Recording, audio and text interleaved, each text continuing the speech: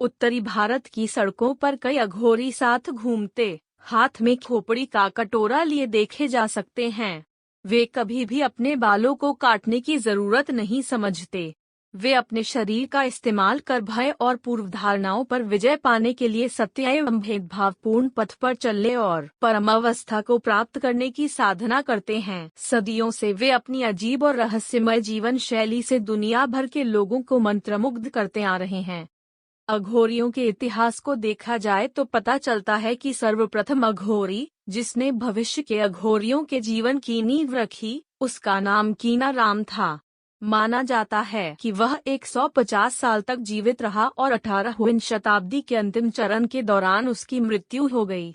अघोरियों का विश्वास है कि शिव परम और सर्वशक्तिमान, सर्वभूत और सर्वज्ञ हैं।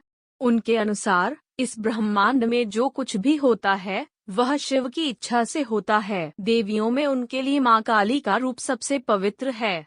एक और आवाज ने बातचीत में हस्तक्षेप किया। इस बार आवाज आदमी के बहुत करीब थी।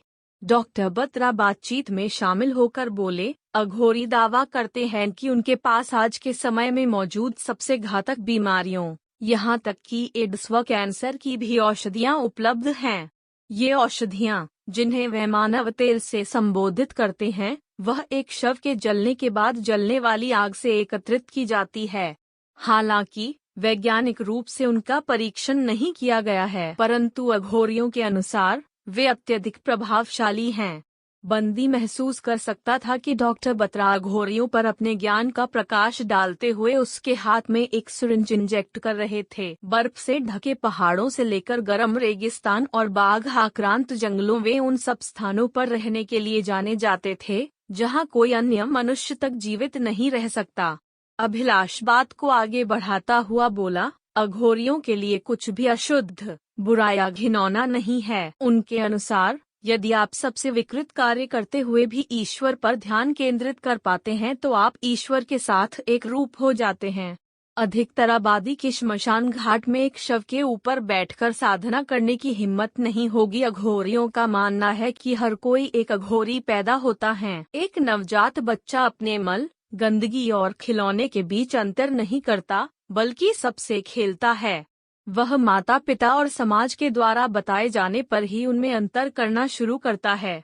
जैसे जैसे बच्चा बड़ा होता है और भौतिकवादी आधार पर चयन करने लगता है, तभी वह अघोरी होने के लक्षण खो देता है। हम बच्चों को भगवान का रूप मानते हैं।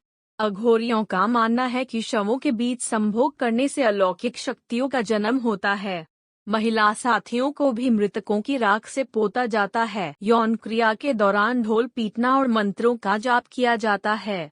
वे यह सुनिश्चित करते हैं कि किसी भी महिला को उसके साथ यौन संबंध बनाने के लिए मजबूर न किया गया हो, और यह भी जरूरी है कि महिलाओं को संभोग क्रिया के दौरान मासिक धर्म होना चाहिए। जब आप वाराणसी जैसे शहर में नरभक्षण का अभ्यास करते हैं, जहां मांसाहारी भोजन के भी प्रति असहमति प्रकट की जाती है, आप जानते हैं कि आप अपने लिए मुसीबत पैदा कर रहे हैं।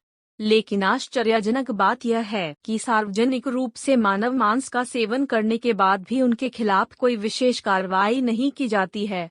ऐसा इसलिए हो सकता है कि वे मृत मानव मांस खाते हैं और उसे खाने के लिए किसी को मारते नहीं हैं। सच्चे अघोरी भोले, प्यारे व दयालु होते हैं। हमेशा मिलने पर आपको आशीर्वाद देते हैं। वे अपना अधिकतर समय ध्यान करने में और ओम नमः शिवाय का जाप करने में बिताते हैं। ओम शब्द उस बेहोश अघोरी के कानों में गूंजा और धीरे से उसने अपनी आंखें खोलीं। तो दोस्तों, आपको ये मिस्टीरियस स्टोरी कैसी लगी? कमेंट करके जरूर बताएं। और हमारे नेक्स्ट पार्ट के लिए हमारे चैनल मिस्टीरियस वर्ल्ड को जरूर सब्सक्राइब करें।